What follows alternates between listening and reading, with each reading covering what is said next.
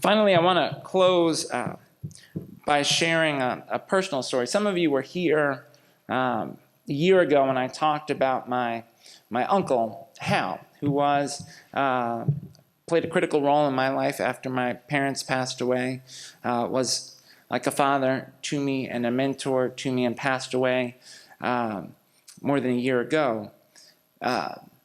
Yesterday, I was in Washington, D.C., at Arlington Cemetery for his interment there at Arlington.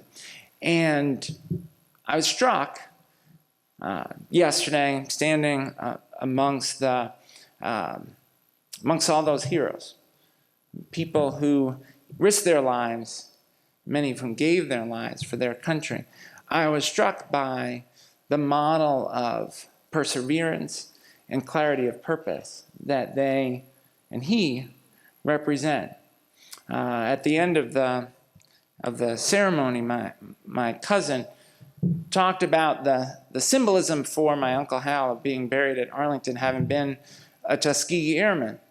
And at the time when he served in World War II, he and the men with which he served, their service was not recognized. Indeed, their story has only recently been told.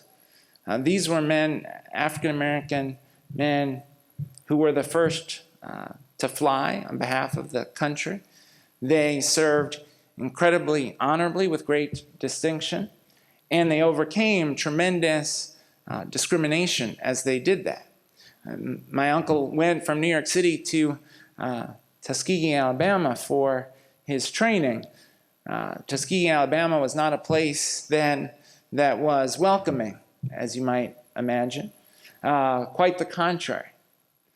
And it's a profound thing to be in a country where you do not have full civil rights, where you do not have the same access to opportunity, where you cannot use the restrooms or restaurants along the way to get to basic training to go risk your life for your country, but you still go because you believe in the principle of what America is about. Because you believe it's worth it to risk your life on behalf of a country that does not treat you with equality, because you believe in the notion of the Declaration of Independence, this idea of life, liberty, and the pursuit of happiness. You believe that one day America will fulfill the promise of the Declaration of Independence and the Constitution. And he served in World War II, and then he went on to a career in the Air Force, retired as a lieutenant colonel.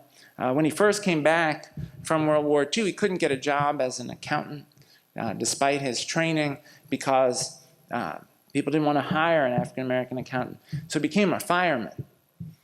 Imagine the determination of a person who, you've gone and you fought a war on behalf of your country, and you can't get a job in the area in which you were trained because of systematic discrimination. And so you take a job where your task is to help save people, because you have such conviction about what America is about.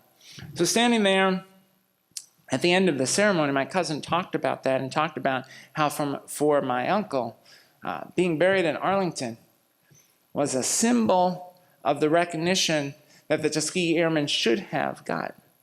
Right? It was a moment of completion, a recognition that America had grown beyond the America that he knew at the time he went to Tuskegee.